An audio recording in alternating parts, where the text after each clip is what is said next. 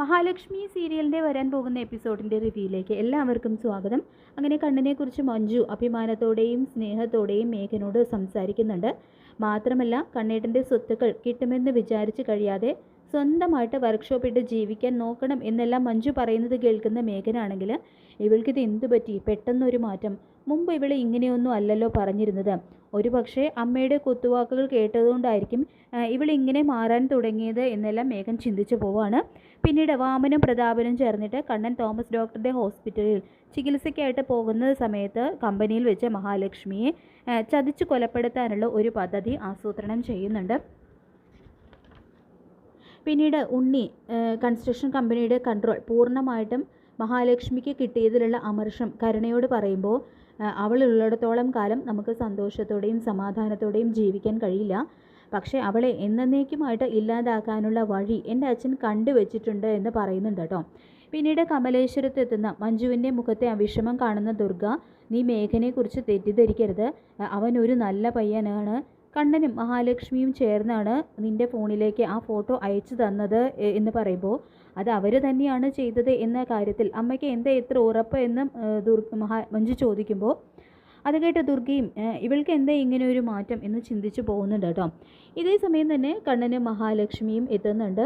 തുടർന്ന് മേഘനെക്കുറിച്ച് കണ്ണൻ പറയുമ്പോൾ മറുത്തൊന്നും പറയാതെ അതെല്ലാം കേട്ട് നിൽക്കുന്ന മഞ്ജുവിനോടായിട്ട്, മുൻപ് നീ ഇങ്ങനെയൊന്നും ആയിരുന്നല്ലോ, നിങ്ങളുടെ ജീവിതത്തിൽ എന്തെങ്കിലും താളപ്പിഴകളുണ്ടോ, എന്തൊക്കെ പറഞ്ഞാലും നിങ്ങളുടെ ദാമ്പത്യം നന്നായിട്ട് മുന്നോട്ട് പോകണം തന്നെയാണ് എൻ്റെ ആഗ്രഹം, അങ്ങനെ ഉണ്ടായാൽ നിനക്ക് അർഹതപ്പെട്ട സ്വത്തുക്കൾ മുഴുവൻ നിങ്ങൾക്ക് തന്നെ വന്നു ചേരും, അല്ലെങ്കിൽ ഒരു കാലണ പോലും ഞാൻ തരില്ല എന്ന് തൻ്റെ തീരുമാനം അവിടെ കണ്ണൻ തുറന്നടിക്കുന്നുണ്ട് കേട്ടോ. ശേഷം നീ അവനെ എങ്ങനെയെങ്കിലും മയപ്പെടുത്തിയെടുക്കാൻ നോക്കണം, അതിനു വേണ്ടിയിട്ട് നീ എത്രയും പെട്ടെന്ന് അമ്മയാവണം എന്നെല്ലാം മഞ്ജുവിനെ ഉപദേശിച്ചു കൊടുക്കുന്നുണ്ട് കേട്ടോ ദുർഗ. പിന്നീട് അങ്ങനെ മഞ്ജുവിൻ്റെ മനസ്സിൽ എന്തോ ഒരു വിഷമം തട്ടിയിട്ടുണ്ട് എന്ന് മനസ്സിലാക്കുന്ന കണ്ണനും മഹാലക്ഷ്മിയാണെങ്കിൽ അതാലോചിച്ച് വല്ലാതെ തന്നെ വിഷമിക്കുന്നുണ്ട്. പിന്നീട് കാണിക്കുന്നത് ഉണ്ണിയും വാമനും കമലേശ്വരം കൺസ്ട്രക്ഷൻ കമ്പനിയിലേക്ക് ചെല്ലാണ്. അപ്പോൾ അവിടെ വെച്ചിട്ട് പുതിയതായിട്ട് ഒരാളെ കാണുന്നതും, നിങ്ങളാരാ, പുതിയ അപ്പോയിൻമെൻറ്റ് വല്ലതും ആണോ എന്ന് വാമൻ ചോദിക്കുമ്പോൾ കമലേശ്വരം കൺസ്ട്രക്ഷൻ കമ്പനിയിലെ പുതിയ എക്സിക്യൂട്ടീവ് എഞ്ചിനീയർ ആണെന്ന് പറഞ്ഞുകൊണ്ട് അയാൾ സ്വയം പരിചയപ്പെടുത്തുമ്പോൾ അത് കേട്ട് വായും പൊളിച്ച് കേട്ട് നിൽക്കുകയാണ് കേട്ടോ ഉണ്ണിയും വാമനും.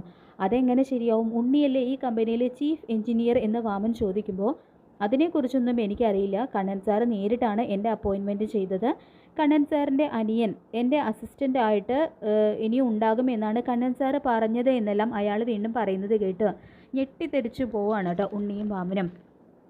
പിന്നീട് ഇതിൻ്റെ പേരിൽ കമലേശ്വരത്ത് വലിയ ഭൂകമ്പം തന്നെ ഉണ്ടാകുന്നുണ്ട്. ഇതിനെ ചൊല്ലി കണ്ണൻ്റെ നേരെ കരുണ ഉറഞ്ഞു തുള്ളുന്നുണ്ട് കേട്ടോ.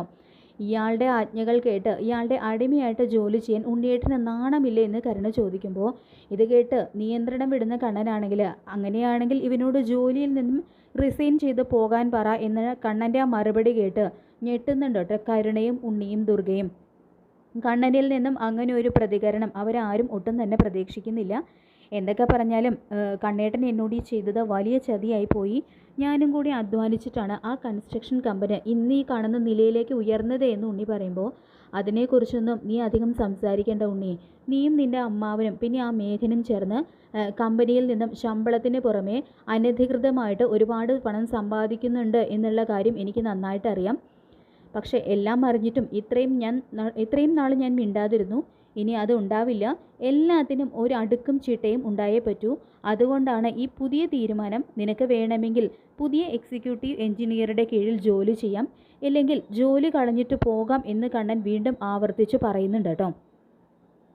അങ്ങനെ കണ്ണൻ പറയുന്നത് കേൾക്കുന്ന കരുണയാണെങ്കിൽ ഇനി നാണം കേട്ട് അവിടെ ജീവിക്കാൻ കഴിയില്ല എന്ന് പറഞ്ഞുകൊണ്ട് കമലേശ്വരം തറവാടിൻ്റെ പടി ഇറങ്ങി പോവാണ്. പിന്നീട് സ്വന്തം വീട്ടിൽ തിരിച്ചെത്തുകയാണ് കേട്ടോ കരുണ. എന്നിട്ട് പ്രതാപനോട് പറയുന്നുണ്ട് അയാളുടെ പുറകിൽ നിന്നും കളിക്കുന്നത് അവളാണെന്നും എൻ്റെ ഭർത്താവിനെ അവളുടെ മുന്നിൽ വെറും കൂലിക്കാരനാക്കാനുള്ള തന്ത്രമാണ് ഇതെന്നും കരുണ പറയുന്നത് കേട്ട് ദേഷ്യം കൊണ്ട് വിറയ്ക്കുന്നുണ്ട് കേട്ടോ പ്രതാപനും മുത്തശ്ശിയും. മോളെന്തായാലും വിഷമിക്കാതിരിക്കുക, അവളെ എന്നേക്കുമായിട്ട് ഇല്ലാതാക്കാനുള്ള വഴിയൊക്കെ ഈ അച്ഛൻ കണ്ടുവച്ചിട്ടുണ്ട്, അതുകൊണ്ട് തന്നെ മോൾ ഈ സമയത്ത് അവിടെ നിന്നും ഇറങ്ങി പോകുന്നത് ശരിയല്ല എന്നൊക്കെ പറഞ്ഞുകൊണ്ട് കരുണയെ വീണ്ടും സമാധാനിപ്പിച്ച് തിരിച്ചയക്കുകയാണ് കേട്ടോ പ്രതാപൻ ചെയ്യുന്നത്. ശേഷം വിവരം അറിയുന്ന സീമന്തിനിയാണെങ്കിലും കലി തുള്ളുന്നുണ്ട്. എന്നിട്ട് പറയുന്നുണ്ട്, ഇവളുടെ ഏട്ടൻ ഇത് എന്ത് ഭാവിച്ചാ, ഇപ്പോൾ ഉണ്ണിയെ വെറും കൂലിക്കാരൻ മാത്രമാക്കി, ഇനി നിങ്ങളുടെ ജോലി കൂടി അവൾ ഇടപെട്ട് തെറിപ്പിക്കും. ആ മഹാലക്ഷ്മി പിടിമുറുക്കിക്കൊണ്ടിരിക്കുകയാണ്, അതിനു മുൻപ് എന്തെങ്കിലും ചെയ്യണം എന്നെല്ലാം പറയുമ്പോൾ അതിനുള്ളതൊക്കെ ഞാനും പ്രതാപനും ചേർന്ന് ആലോചിച്ച് തയ്യാറാക്കി കഴിഞ്ഞു സീമന്തിനി. ഇനി മഹാലക്ഷ്മി കണ്ണൻ്റെ ജീവിതത്തിൽ ഉണ്ടാവില്ല എന്ന് വാമനം പറയുന്നുണ്ട് കേട്ടോ.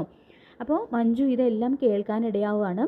ശേഷം മഞ്ജു മേഘൻ്റെ അടുത്ത് നിന്നിട്ട് പറയുന്നുണ്ട്, കണ്ണേട്ടൻ ഉണ്ണിയേട്ടനോട് അങ്ങനെ എന്തെങ്കിലും ചെയ്തിട്ടുണ്ടെങ്കിൽ അതിന് തക്കതായിട്ടുള്ള കാരണം കാണും, അല്ലാതെ കണ്ണേട്ടനൊന്നും ചെയ്യില്ല എന്ന് പറയുമ്പോൾ ഇവൾക്ക് ഇതെന്ത് പറ്റി, ഇപ്പോൾ തുടർച്ചയായിട്ട് കണ്ണനെയും മഹാലക്ഷ്മിയും സപ്പോർട്ട് ചെയ്തുകൊണ്ട് സംസാരിക്കുന്നു, അവരെക്കുറിച്ച് സ്നേഹത്തോടെയൊക്കെ പറയുന്നു. ഇതെന്ത് പറ്റി, ഇവൾക്ക് ഇതെന്താണ് ഇങ്ങനെ ഒരു മാറ്റം സംഭവിക്കാൻ കാരണം, ആരോ ഇവളെ ബ്രെയിൻ വാഷ് ചെയ്യുന്നുണ്ട്, അതാരാണെന്ന് കണ്ടുപിടിക്കണമെന്ന് മനസ്സിൽ തീരുമാനിച്ചുറപ്പിക്കുന്നുണ്ട് കേട്ടോ. പിന്നീട് അങ്ങനെ മഞ്ജു സാഗറിനെ കാണാനായിട്ട് പുറത്തേക്ക് പോവുകയാണ്.